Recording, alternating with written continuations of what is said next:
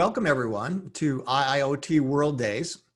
I'm Jim Fraser, Vice President of Smart Cities at ARC Advisory Group and the chair of the IEEE Smart City Planning and Technology Guide P2784. Today in this session, we'll be discussing the importance of co-innovation for smart cities. And today we do have a truly esteemed group of panelists. And let me begin by introducing Lorraine Bassett, PhD. She has worked at Amazon Web Services for over 4 years and is the WWPS Principal Technical Business Development Leader for Amazon Web Services Internet of Things practice. She leads the organization's strategy and go-to-market vision for IoT in the public sector, including smart cities, smart grids, the smart campus, healthcare, transportation, public safety, public health, NGOs, NPOs, and the Department of Defense. She has worked in technology for more than 30 years, initially working on the Big Bang project at the International Stock Exchange, to building and optimizing some of the largest networks in the world.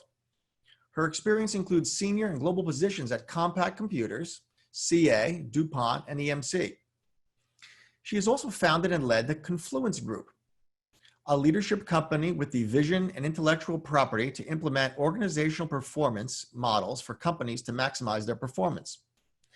Their key customers have included Ritz-Carlton, Metro AG, Hoffman LaRoche, and S.J. Johnson. So Lorraine, welcome today. How are you? Very good, Jim. And thank you for that introduction. And so I'm very excited to be joining today, especially on the subject matter of smart cities and how we co-innovate moving forward. So very exciting topic. Thank you. Well, it's great. It's great to have you. Next, we have Raquel Cardamon. Raquel began her career in the corporate world in local and global communications, consumer goods, and technology companies, such as IBM, Mars, and Grupo Abril. In 2013, she launched the consulting firm Bright Consulting, which operates in the automotive sector and solutions for smart cities. Additionally, in 2016, she founded 2 other companies with a group of investors, Focus Consultoria and Saleve, co-working for doctors and healthcare professionals. But currently, she focuses on being a smart city expert and responsible for her startup Bright Cities initiative, which is a disruptive platform for diagnosing cities worldwide. So welcome, Raquel. Thank you very much, Jim. I'm very passionate about innovation and cities, so I'm very excited for the debate today. And you come to us from Brazil, correct? Yes, Latin America. Welcome. Next up is Michael Lake, the president and CEO of Leading Cities, headquartered in Boston, Massachusetts. Leading Cities' mission is to achieve a sustainable planet by leading with smart city initiatives. As president and CEO, he has established and developed relationships with municipal governments, businesses, nonprofit organizations, and universities around the world, creating a truly global network of partner cities dedicated to implementing smart city solutions. His organization, Leading Cities, provides tools and programming for smart city leaders and facilitates the sharing of best practices within that industry. Michael's distinguished career in public service spans from serving 3 United States presidents as special assistant for White House operations and presidential advance, to serving the former Prime Minister of Ireland as a policy research analyst. So we're very pleased to have Michael Lake here with us today. Hello, Michael. Hello, Jim. Thanks so much for having me. I share my fellow panelists' enthusiasm for this subject. And what you captured in my short bio there is that Leading Cities is all about collaboration, and this idea of co-innovation is so necessary in order for our cities to adapt and adopt the best practices of the 21st century to help citizens everywhere. Well, thank you. And last but certainly not least, Michael Reamer, managing partner, New Urbana, a co-innovation venture studio. Over the last 34 years, Michael has been a 2 times co-founder of companies, with more than 20 product launches, 3 exits, 5 patents across 8 ventures, including being an early executive at Nextel, where he ran products and drove the initial go-to-market programs. He's a very active mentor, advisor, author, and speaker on the topics of entrepreneurship, IoT, smart cities, and innovation. His recent focus has been on enterprise software as a service, industrial automation, digital transformation, connected devices and assets, as well as medical devices and digital health. He's also the creator of the common sense methodology for product innovation and venture realization. As an investor, advisor, and consultant, he has supported more than 60 early and growth stage B2B ventures across 10 industries. He's also raised significant capital in public and private markets. He's a passionate builder of companies, teams, and products focused on delivering enterprise, social, and environmental value through his work endeavors. So thank you, Michael, for joining us as well. Thank you. Very exciting topic. The idea of co-innovation obviously is very near and dear to the heart of New Urbana, particularly as we look at the challenges around critical and physical infrastructure that have been so highlighted during our COVID challenges. Great. Well, thanks everyone for joining us today. I know this is going to be a rich and informative discussion. As a note to some of our attendees, you do have a question and answer panel where we urge you to type in your questions. We have a few pre-populated questions, but we certainly would like to interact with all of you from around the world. So let me just start with a broad question. The title of our session today is The Importance of Co-Innovation for Smart City Success. So what exactly is co-innovation? Michael Reamer, would you like to start that? Sure. Co-innovation is a process of bringing together different constituents into a technology deliverable that benefits the different users and buyers of the technology. For us, it's really about bringing together not just cities and communities, but the businesses, the residents, academia, market research, as well as technology providers in order to deliver solutions for sustainable value. Does anyone else want to comment there on co-innovation? Sure. I believe that creating an environment of co-innovation is key to smart city. That's why I think it's so important and relevant to share. And there are 5 elements that's critical when you say about co-innovation. That's collaboration, that Mike just said, coordination, co-creation, convergence, and complementary. I think there are 5 elements that's always very nice to comment when we're talking about co-innovation. Lorraine, I see you nodding your head. Yeah, too. I was just very aligned. I was just writing notes here, and there's I would almost add to that. So is really just an additional pointer. It's almost a present day survival skill, right? And it's an extension of our ongoing convergence, if I can say it, a revolution, to incorporate elements of what Raquel was saying of collaboration, co-creation, and coming together of all these diverse ideas, internal and external, to what smart leaders are trying to do, right? So the co-innovation is not just the smart cities, but also external factors and ideas and thought processes to create something unique.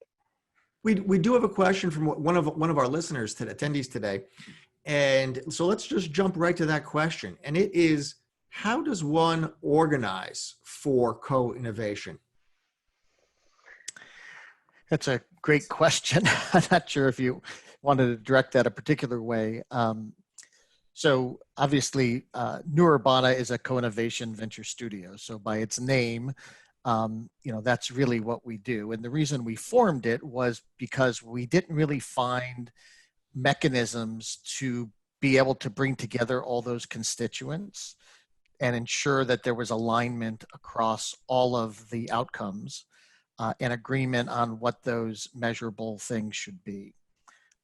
So for us, it's about, creating those relationships and then, figuring out what are the most important things to solve for, and then working through the process to do that. So one of the things that Leading Cities believes deeply in is this idea of collaboration and co-creation. In fact, one of our first research reports was on co-creating cities. There's been a lot of talk about the triple helix, private sector, public sector, academia, which is critically important to bring together. But we at Leading Cities talk about the Q helix, or the quintuple helix, which is public, private, nonprofit, academia, and citizens. We can't lose sight of the citizens' role in this process. And to me, and to Leading Cities, this opportunity to co-create the future of our cities is so important. I mean, we all know that for the first time in human history, more than 50% of the world's population live in urban centers. That is not just a challenge for local governments, but it's an immense opportunity to get so many perspectives involved in this co-creation process. Just want to also point out, we talked about this in kind of our preparation, right? Is that, smart cities may actually be a misnomer at some level, right? Because the city itself may not actually be the buyer. I know we're going to cover that later. So I'm not sure whether the person that provided that question, what their constituency is, but it really depends, right? If you're an enterprise or a public-private partnership or a government organization, the way that you go about co-innovation may be slightly different. And the city in some cases may be an influencer, or maybe a buyer, or it may be a recipient of value because of other things that get done. There's also another component, I believe, is that, and I can only speak from a technology perspective, is it's aligning, bringing into the ecosystem partners and entrepreneurs who think like innovators, right? And if I speak from an AWS perspective, so we created a partner framework, right, that does encourage and enable co-innovation. And I think that's key. And it really is to kind of allow for that immersive experience for partners and developers and entrepreneurs that drives that co-innovation roadmap. And I think that's key, as well as how to organize and where to begin. And that's a big question for smart city leaders. As we think about co-innovation, obviously that implies at least two partners. In my work with the IEEE Smart City Planning Guide, it's very broad, and it's really it's a systems engineering approach to this question. And the more you look, the more stakeholder communities you can uncover. So that's one challenge. Let's move on to can we name some successful examples of co-innovation?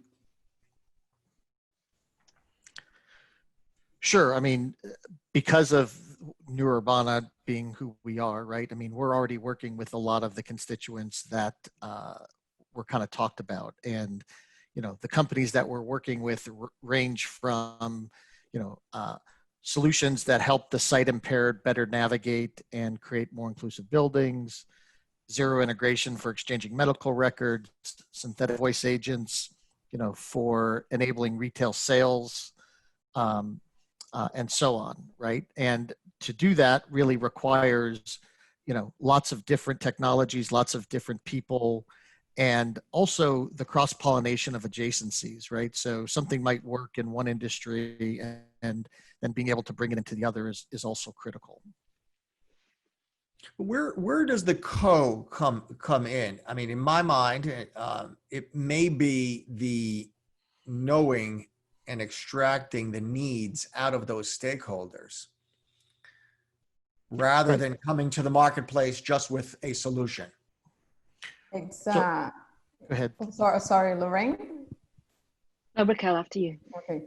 So for me, the co-innovation is defined by a shared work, right? It's like when you bring together the best of all the actors that are involved on the system, so you can create a better solution.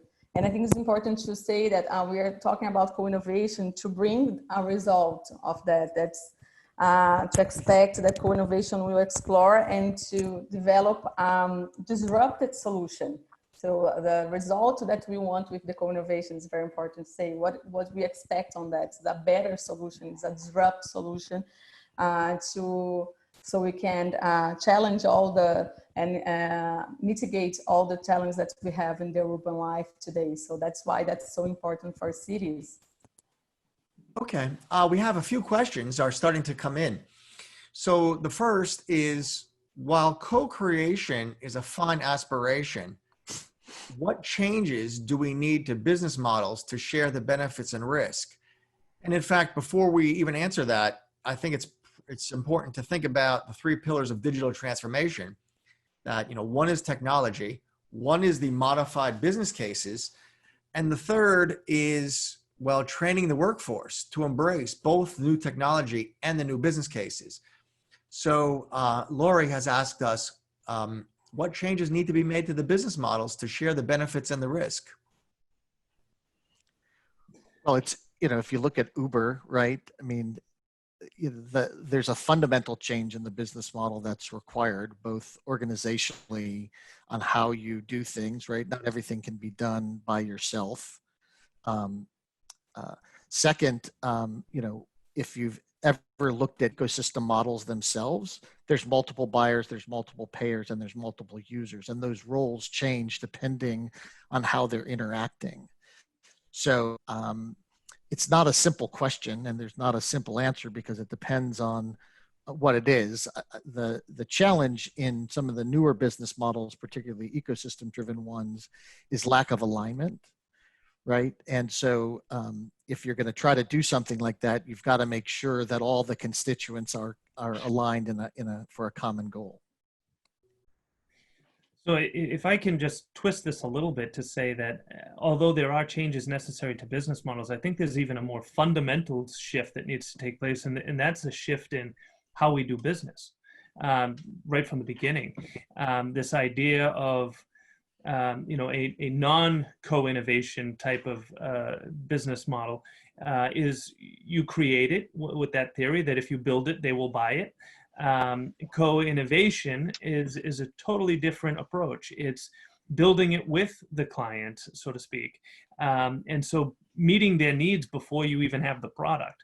And I think that is less about the business model and more about the business approach, but it's ultimately creating better solutions for everybody. It's easier to sell because it more directly meets the needs and requirements of the buyer. It's a problem first, not a technology first approach. That's right. No, exactly. And in fact, there's quite a bit of academic literature written on the smart city philosophies 1.0, 2.0, and 3.0, where 1.0 is driven by suppliers, and 2.0 is suppliers and the city itself. But even in 2.0, the goals weren't always realized in the magnificence that they assumed it early on. So Smart City 3.0 really is extracting those user needs from all of your defined stakeholder communities. We have a Jim, before you get off that point, just one quick thing here. I think over 2 years ago, I actually wrote a piece that talked about the fact that we're now actually in Smart Cities 4.0.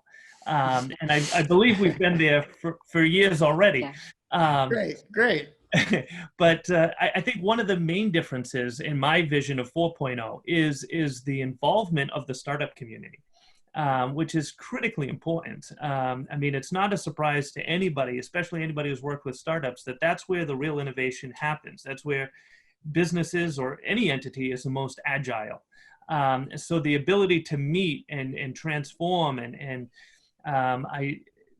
just shift the needs and development of a product or service or whatever, policy even, is much easier at that startup phase. It's one of the reasons why Leading Cities a couple of years ago launched our Acela City program, which is a global smart city startup competition. And it's an amazing opportunity for cities to understand or just see some of the solutions that are being developed around the world. But that to me is the Smart Cities 4.0. It's finding more ways. And by the way, I know we'll talk about obstacles in a bit, but one of the main obstacles in this is the fact that cities themselves haven't adopted enough or adapted enough to that new reality. And so the sales cycles, for instance, that it takes to get your product into a city is longer than most life cycles of a startup. Very true. Very true. And one of the other issues is, you know, the traditional tender or RFP type process. I mean, if you can find me a startup anywhere in the world that can monitor all of the RFPs being released by cities everywhere so that they might find their client, it's just an impossibility, which is, again, why this AccelerCity, bringing the startups to the cities. Or we have a sister program we call AccelerGov, which is where the winner of AccelerCity, a startup, has a product, and we turn that into the prize, a no-cost pilot for cities to compete for. So it's already been pre-vetted, it's been globally sourced, and it's an opportunity for cities to break through that real obstacle of innovation. Great. Well, Michael, I think you answered a question from Jose, but let's look at this one. Does an effective startup disruptor have to seek venture capital in order to have a seat at the smart city table as the only way to contribute? Can bootstrapped organizations also take part of co-innovation? What are all of your thoughts on the usual mega corporation suspects driving smart city initiatives that ultimately foster investment instead of collaboration? Well, having lived as a serial entrepreneur for the last 3 decades, it's very hard for big companies to innovate. It's also very hard for big companies to figure out how to work with startups, right? So by their nature, they tend to be at odds until they get acquired by one, right? So the biggest challenge that and one of the reasons we started New Urbana was because most people just don't have the access to the people, the technology, and the relationships that are required to successfully build companies.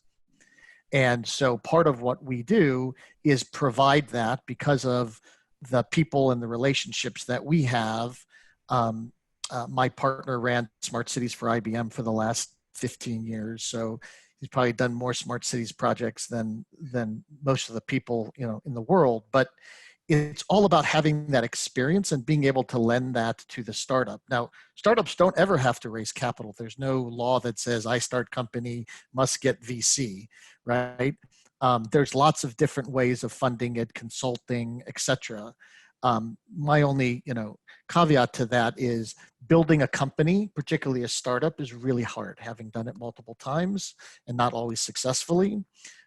So the most important thing is know what you don't know and figure out who can help you, move the ball forward, whether it's financing or otherwise.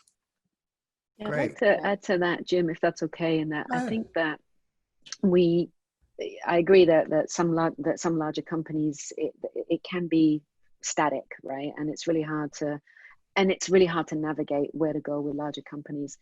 And I know, if I just take Amazon, we actually have a program, a competition even this year, and it's called Born in the Cloud.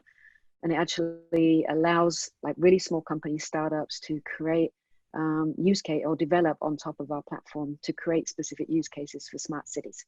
And it's a competition, and what our goal is, whoever wins or is elected out of that mix, that we would actually supply credits and further enable them to be able to develop for that smart city initiative.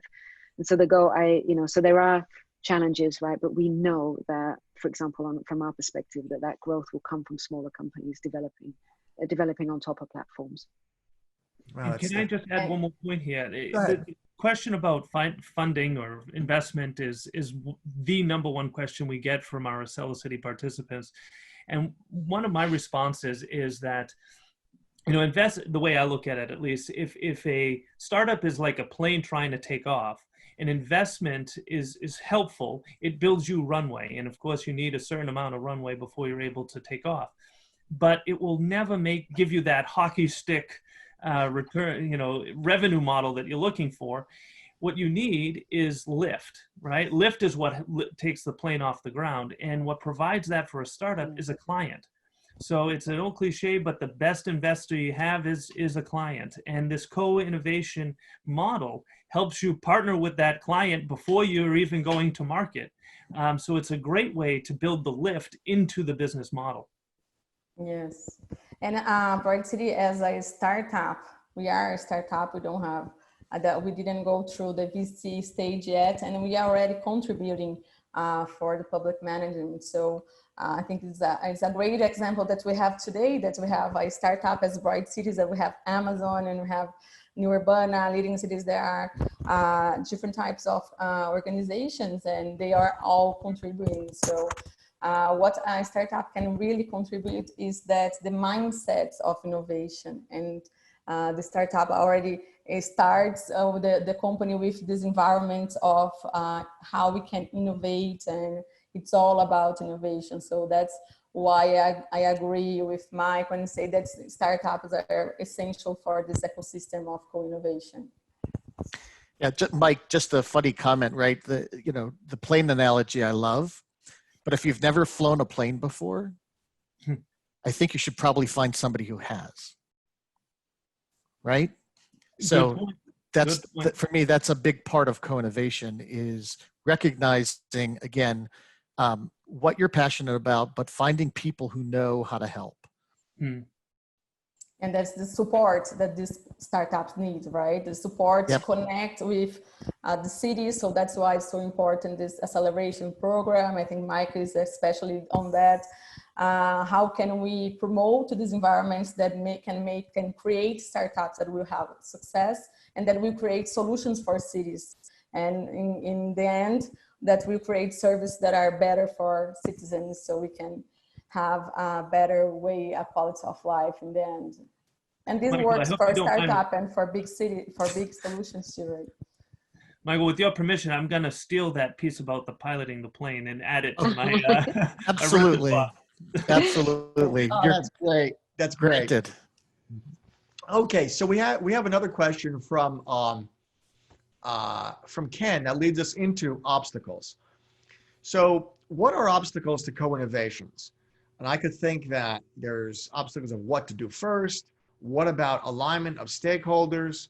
What about the somewhat legacy purchasing process or sourcing process of governments? But Ken introduces another one, is what about interoperability and interchangeability? What advice would you give to organizations about the risks of locking into proprietary or single vendor-led co-creation initiatives? So all of those are obstacles to co-innovation. Let's talk about them.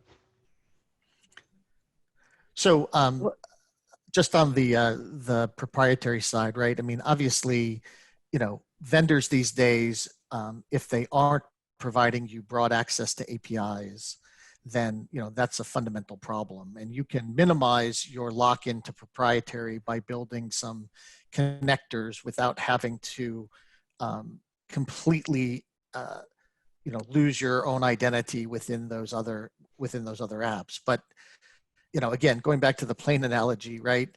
A lot of people just don't have the experience, the relationships, or even the technology, whether that's the city, whether that's the startup, or in the case of a large enterprise, do they have people who are experienced at actually building companies? It's very different working at a company like Nextel when it's 35,000 people or 17,000 people and $35 billion versus 100 people and no customers. So the second one is, I think we've talked about, you need a big tent, right? Get as many people involved as you can. And third, and I think Mike pointed this out, and we could probably have a completely another conversation about how you buy things, but the whole purchasing process and business model with cities is very challenging, and it's kind of gotten a bad taste in a lot of venture, at least from a venture capital perspective, because they don't know how to buy fast enough. But I don't think smart city buyers have to be the cities. They can be an influencer, right? There's utilities, there's construction companies, there's manufacturing companies. They all need technology to be successful that ends up creating value for both the citizens and the city itself. So one of the, Laura, you Right. go. Actually, mine's going to be really short, and I really wanted to touch into the question specifically around lock-in. And there were two. We obviously, from an AWS perspective, we get that question a lot, right? Being the largest cloud provider, or one of the largest cloud providers in the world. And really, our advice is twofold with regard to smart cities. Is select a platform. It actually isn't about the platform first. Firstly, it's around having a strong data governance plan and building backwards from there. And secondly is selecting, doesn't matter who it is, but selecting partners that have open APIs and SDKs that where you can move, to leverage other services if you choose to. But really, first and foremost, it isn't so much about the lock-in, it's about how you use your data or wherever that data resides, and then work backwards from there. So, and Mike, over to you. Sorry about that. No, that was a great point. And so one of the biggest obstacles that I think exist from the city side of things is leadership. And the reality is, and I totally understand it. I'm empathetic with the city employees who have to make these decisions. But if the classic example I keep using is, if your responsibility is to have all the city's roads paved, it's very easy to pave them the same way they've been paved for the last 50 years. Now, if some startup comes in and talks about paving them with photovoltaic cells that generate electricity and the reality is it's attractive, makes a lot of sense, but there's a huge perceived risk. And so that buyer starts thinking about the risk, because ultimately what the risk means is, are they going to get fired for that decision or not? And they're never going to get fired for doing something the way they've been done for 50 years. But if they take that risk in trying something new, there's a potential. And that is enough to stop the innovation process within a city. So to build in some of the, I think, did you say his name was Ken? But the question here is, interoperability, I think, helps address one issue. There's many issues, but one issue in the decision-making process, which is, if you're buying from a startup, one of the things a city, or any buyer for that matter, has to be thinking about is, will this startup be here next year or the year after or the year after that? And part of the interoperability discussion or thought process is, if at least it's interoperable, I can still use it. If it's a standalone solution, the issue, and they disappear as an entity, then I have to replace it all or go right back to things before I tried to innovate. So we believe that there is a level of interoperability that adds value to a company. Hey, Mike Lake, sorry, Jim, I have a question. Sure. I liked your example of the road guy, right? Let's say it's got, it has some capability to generate power. What's interesting is that the whole decision-making process, the guy who owns the road doesn't really care. I mean, he does, or he or she doesn't really care about the fact that it's going to generate electricity, right? They're not, in their job, the way it's organized today, going to get a bump for doing something like that. So the guy that owns that could be in a completely different area. Absolutely. Which is why digital transformation really needs to drive the changes in the organizational boundaries and decision making, because left to their own devices, if I only care about roads, then I only care about roads. Well, exactly. If I care about roads, I'm not going to bet my pension on Michael Lake's electric road. It does bring up, though, the concept of siloing, and how in governments it's a heavy lift, but we need to break down those silos and have one data backbone and break down a lot of those verticals. Michael, you're Michael Lake. The traffic signal people in North America, don't have that scenario. If you buy a traffic signal or a street light, a call box, a toll booth, a ramp meter, all of those have an interoperable, completely unambiguous data interface. Mhm. You don't care who it comes from. Yep. But that doesn't exist almost anywhere else in the smart city world. It's true, and that actually is a challenge, and that's a challenge. I mean, it's hard for a startup to change the leadership of a city and to get leaders in cities to think more openly and whatnot. So the way we look at it is, it's the startup's opportunity to reduce the perceived risks that those leaders might have. And to your example with the street light, there's much less risk if you go with option A or option B if it's all fits together. And Well, so, not only that, but there's the commoditization function that if there are standards wrapped around something, and if they're interoperable, very often they become a commodity, and you can buy more of them. well, so it's funny you say that. One of the things I often talk about, I'm glad that in the industry we've settled on this term smart cities, because for the first 10 or 12 years of it, we argued every year what the definition was. I think we finally got past that. But I, for one, am not a fan of the term, because I don't think it's just about cities, and I don't think it's just about technology with the smart piece kind of connotes. Yeah. But one of the things I will always remind people is that, I mean, the concept of smart cities is really city evolution. And that's as old as cities themselves. I mean, if you're talking about Romans building aqueducts to get water into cities, or paving their roads with large stones, I mean, innovation within cities has happened for forever. So really, smart cities is just the 21st century evolution of a city. And the 21st century is bringing us technology in ways that has never been presented to cities in the past. So it's a huge opportunity for us to really springboard forward. But there are the perceived risks we have to get over, and once we get over those, they become commodities. I mean, can anybody imagine not paving roads in cities anymore, right? But at one point, asphalt was a smart city solution. Very, Yeah, and I very, think very true. and it's going to come down, you just mentioned smart lighting though, so and it just reminded me of what point does something become a commodity. And I think now the name for that is where is smart poles, right? So it's no longer just a light, but it does environmental monitoring, it does surveillance, it's looking at social distancing now with COVID, so that it's not, they're moving away from, with rapid innovation and co-innovation, developers are coming together to take what could be a commodity and actually creating something more out of it that we wouldn't have been able to do before. That's more of a technology point, but it moves away from commodity to commodity. That's a great lead in, Lorraine, to really our next question, is that what we're really talking about here is creating business intelligence that makes our cities run better. So we have, we fulfill the sustainable goals of having a better environment, having better human quality of life and safety and jobs, and doing all of that in an economically more sustainable manner. But underlying all of that is data that comes from whether it be a smart pole or a traffic signal or an electric road or wherever.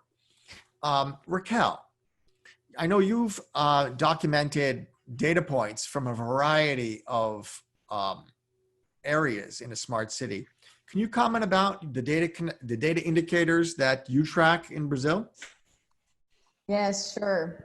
So when we talk about the silos that cities work in different silos, we try to bring all together. So we develop a platform that collects data for all the 10 areas that are managed by cities. So we collect data from environment, energy, public safety, health, education, urbanism, mobility. So we come up with all together. So we analyze 106 indicators to tell how is the performance of that city in terms of development, in terms of quality of life. So one example, for example, that we're talking about energy and how is the manage the energy in the city, the consumption, how it is in this city against another city, and we can compare cities.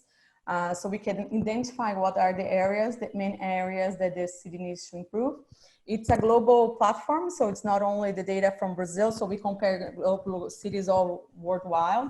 And it's very interesting because we can identify benchmarks and identify what's the improvement that city needs to do. And some of the indicators that we have, for example, we're talking about a lot of the co-innovation. So I separate here technology and innovation areas so we can use some examples. For example, to identify how is the city in terms of the economy and in terms of number of business is one indicator, the number of patents. So we're talking about innovation, how many patents that city has, how is the ecosystem going on that. If that city has a high-tech hub, for example, if it is incentivizing and creating an environment to produce solutions, the number of incubators that now we're talking about is startups a lot. So is there programs of incubators in that city? Number of startups, it's a new indicator now that wasn't monitored and now it is monitored. So we have that new indicator that we can compare between cities and see how innovative that city is. And when we talk about other indicators regarding the infrastructure of technology too, so we have some of that. And for each area, we have indicators that shows how that city is delivering the quality of the service. So in terms of environment, so we have indicators on pollution, we have recycle, mobility, we have many indicators that is very related to innovation. So that all brings together data that we can compare and identify the opportunities that city has in terms of performance. And so they can learn from each other. So how is one city doing comparing to others? And it's always in a way that's to show how they can collaborate and learn from cities. It's a point that's very important that I always discuss with Mike, that's collaboration, not a competition between cities. Mike is an expert on that. I always incentivize that, and we learn about how can we share benchmarks so we can all have smart cities, not ranking of what are the best cities. No, what we want all the cities to have improvements. So there's a lot of data on that. We only use official data to collect this official data from the statistics institution, from local governments. So we use this data, we consolidate, and then we can create this comparison. So it's in bright. Are there, as a follow-up, Raquel, is that data all generated by publicly owned infrastructure, or does some of it come from other private sources? That's a really good question. So we use the official data, and we talk about some indicators on business, and we have organization and official ones that produce that, but we do have the private sector generating data too. That's now it's very important to use, and it's they add a great contribution as well.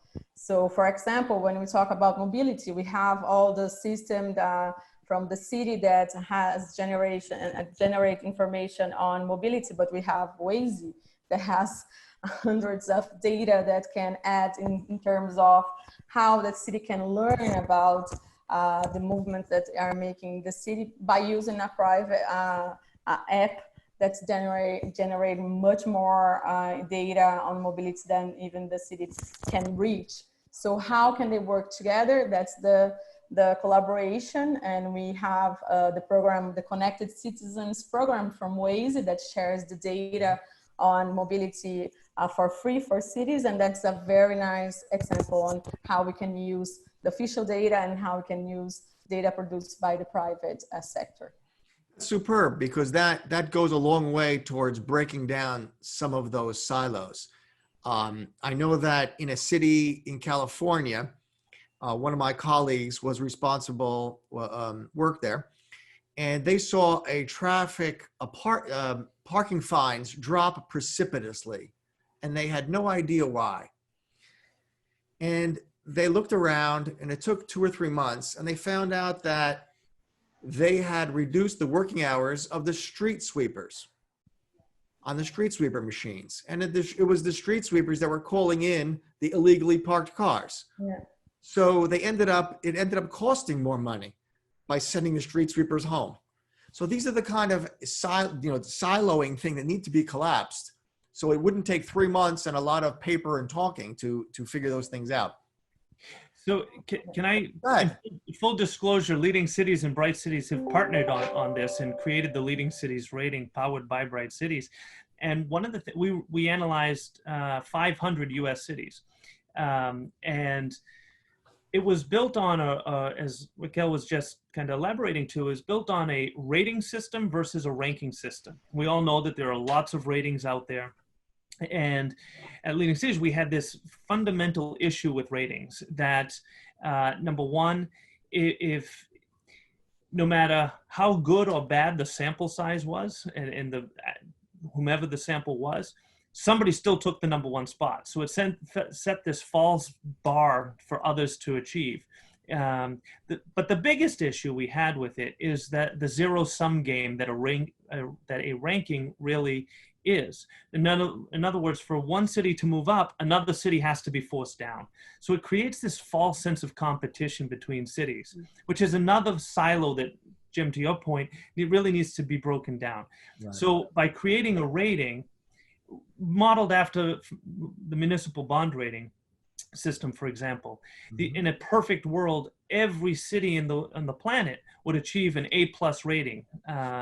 And nobody pays the price for helping another city rise up another level. So it creates and fosters that collaboration and that co-innovation, not just between the private sector and the public sector, but between public sector entities within one city or across cities. Great. We've got about 15 minutes left. So let's talk about what's a smart city platform. And Lorraine, I think you should start this one off. Yeah. So, well, from my perspective, from what I've learned in the smart cities arena, so, and what I'm realizing is that there's this nirvana, there's this evolution of what a smart city is, and I'm only talking from a technology perspective right now. And there were two things that were key: was a platform that was an underlying platform that can be created, that can scale, right? That can scale with different services in different domains, that can be automated in some way, and that can be replicated in different cities.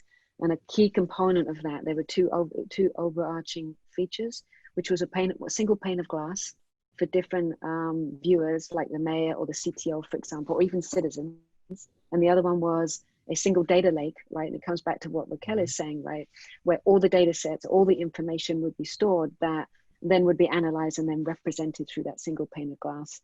So it really is, and I work with people like companies like Deloitte, who've created Smart City Synergy. We've got Accenture, who's got the Smart Cloud, the Smart City platform.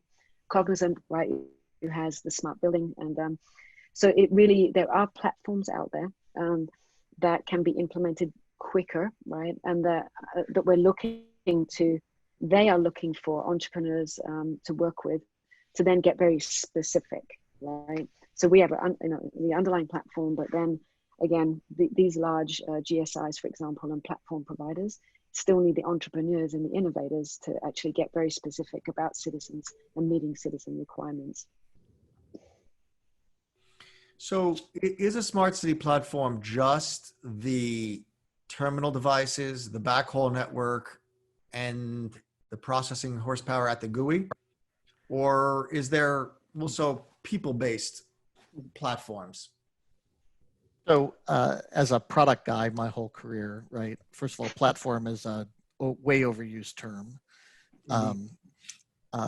because, you know, there's lots of different technology components that come together to deliver a solution.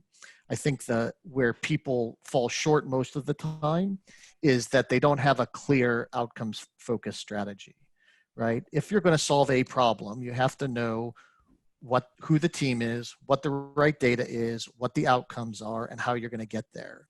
And sometimes, you know, it may come from a multitude of different, technologies, right? People get all excited about blockchain or data science or whatever, right? Those are tools in the toolkit for the right people to figure out, what the right solution is. But I think the comment that Lorraine made, right, going back to even the issue about, obsolescence or proprietary, right?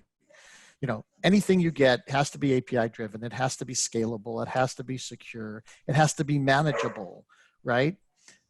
Because different people are going to need different levels of specificity, and one pane of glass isn't going to solve things for everybody. If you're trying to do detailed traffic engineering, the algorithms required for that are very real-time, data sets, in the trillions. There was a topic earlier on this around oil and gas.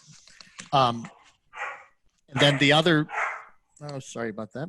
And then the other one is, okay, I'll be quiet while Okay, so let me ask this.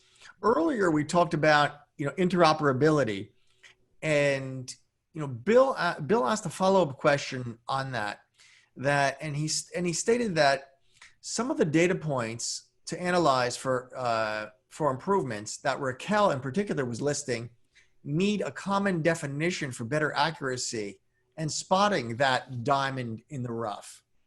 That means a standard for semantics and perhaps code for values that a data element would possess. Is there available guidance on this from any source? I'll go first. There is a naming convention by Project Haystack that's gaining traction in the building automation world, but there's a lot of work to do here. The transportation domain has much of this covered. Buildings are starting to consider it, but in many of the other scenarios, at least I'm not aware of a common semantic model for true interoperability. I think the good news is that things like graph databases are becoming much more popular, and it gives you the ability to have semantic ontologies that are flexible, right? It doesn't have to be standard everywhere, and then you can use things like AI and data science, sorry to use buzzwords, right, to help manage those. But I think as graph databases become more popular, you're going to find that problem to be less and less. Okay. We've got about 8 minutes left. So basically, I'd like to have one last question of, so what do we do to enable co-innovation? Who's the buyer? What is a public works director or an interested advocate in this? What do they do first, second, and third? I can start just with one phrase that I just read. It's focus on innovators, not innovation. I think it's great. I like focus in people and mindset. And instead of thinking about the technology that we're going to use, and innovators. I think that's one start. Yeah, So go ahead, Lorraine. Oh, Michael.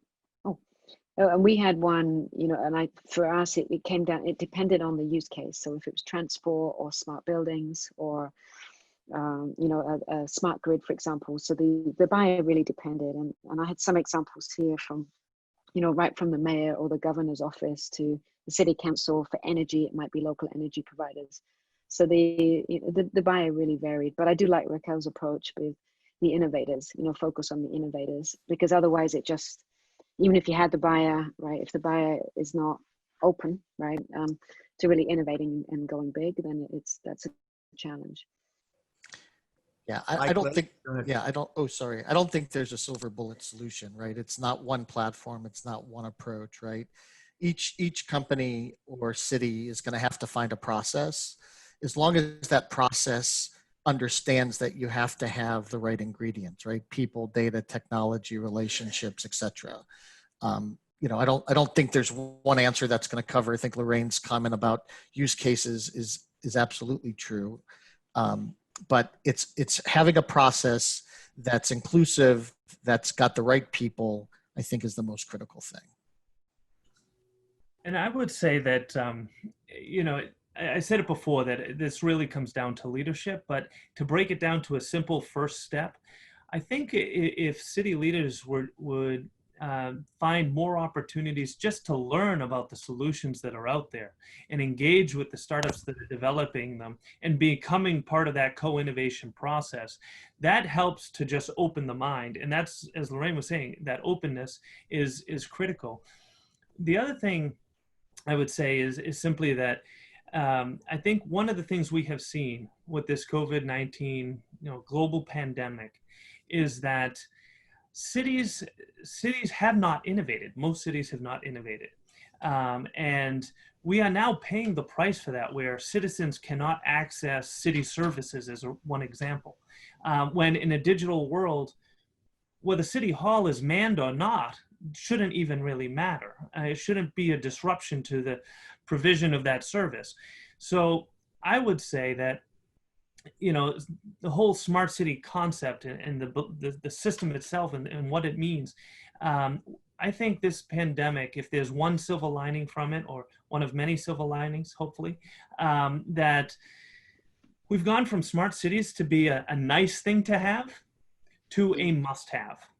It's smart cities it's no longer something out in the future. It's something right now we need. And I think as a result, coming back to the leadership point, that smart city leaders will now start to be judged based on their innovation and their willingness to innovate within the city and prepare the city to become more resilient to whether it's a global pandemic or any other threat to a community. Yes, and it's Mike, not you're a right. trend anymore. Sorry, Lorraine, but it is not a trend anymore. Smart city, it's a necessity. I think it's all this dynamics show us the importance in even more. Go ahead, Lorraine. Oh, totally. And no worries. And I think you got it, because what we started to see, it was a nice to have for many of our customers. It was a vision, right? And now we're actually, the wording I've started to use is less smart cities, but safe cities. Mm-hmm. And certainly for our team, or my team across the globe, it is, we need to go to partners in innovators, right, to understand how quickly can we get people back to work. So it's really created a compelling, necessity is the mother of invention, right? And this is it, right? And it's actually created something very unique and powerful for us at this table. I mean, I think what we learned today is that ultimately it really is dependent upon the needs of the stakeholder communities, and not by a supplier-driven or even a government-driven initiative. Yeah. I have particular love for an anecdotal story from Africa, where we don't think smart cities are being deployed, but a business district sourced a few LED streetlights, solar-powered streetlights, to allow trade to happen as sun was setting. Well, the local school children found out they could do their homework under that light and get a little more homework done. A remote control street lighting sensor company came into play, so that lighting can be turned on much brighter than is required, just so that they could do their homework and read their books. That was enough to drive a little bit more economic prosperity, so that that little town could buy satellite internet and a few tablets for the kids. So in a town with no electric power in Africa, we now have children that are studying under LED lights and reading an internet-enabled tablet. That is probably the best story you can come up with. And talk about that's why we do what we do. Children. I mean, that reshapes the whole future. Exactly. That's what smart cities is about. Exactly. Well, great example. Thank you, everyone. We've got 2 minutes left. Is there any final closing notes from anyone? Just that creating environments of co-creation is the key for smart city. Again, I think it's very relevant and important, and to cultivate a diverse and inclusive partner ecosystem. Always have different approaches, and I think that the result is even better. And a special thank you to Jim for guiding us through this conversation. You did a fabulous job. Hey, this has been enjoyable. I learned a lot today, and I thank everyone for attending remotely, and I particularly welcome all and thank all my guests today. This was just fascinating. Thank you all very much. Thank you, Our everyone. pleasure. Thank you. Bye bye. Thank you. Bye. Bye.